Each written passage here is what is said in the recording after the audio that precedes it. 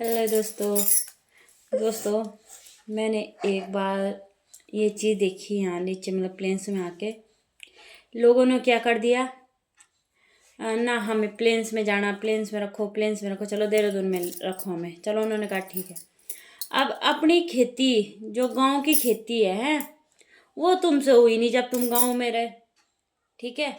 वो तुम उसे करने के लिए तैयार नहीं थी, हमारे बस का नहीं, हमें देहरादून में अब देहरादून में आके और लोग पता क्या कर रहे हैं, लोगों को प्लॉट खोद खोद के उसमें सब्जियां बोल रहे हैं। भाई अब कैसे किसान आया तुम पे, अब कैसे किसान नहीं बन रखे तुम्हारे गांव में, तुमने इतनी जमीन है, इतनी वो है, सब बंजर छोड़ रखी।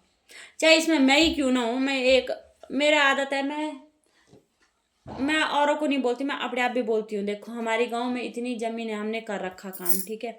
एक तो ये हो गया ना, ज़मीन करने का ना करने का मकसद ये है कि जंगली जानवर हो गए, ठीक है। और हम यहाँ नीचे आए, हमने भी बगल में दूसरा को प्लॉट कर रखा, उसमें खोद खोद के सब्जी बो रहे हैं कि ना अपनी घर की चीज़ों।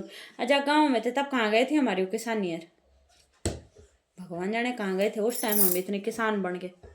उस टाइम हमने कहा होता तो ठीक है, नहीं होना तब बाजार का खाना। और अब जब बाजार का मिल रहा है खाने के लिए तब हम बोलो कि ना घर की चीज़ें हो जाए हमारी। इंसान कहीं तसल्ली नहीं है भाई, इंसान को कहीं सुकून नहीं है। गांव में उन्होंने कहा ना देहरादून में ऐसा होता है वैसा होता है, हमें तो मार्केट की चीज़ें खानी भाई। उस टाइम खेती करना छोड़ दिया, हमने कहा मार्केट से लाएंगे वहाँ से खाएंगे। और अब जब मार्केट में आएंगे, अब मार्केट में मिल रहा है तो ना, अब मार्केट की चीज़ें नहीं खाने, अब घर में उगाओ भाई। लोगों के प्लॉट खोद खोद के उसमें सब्जी बो रहे।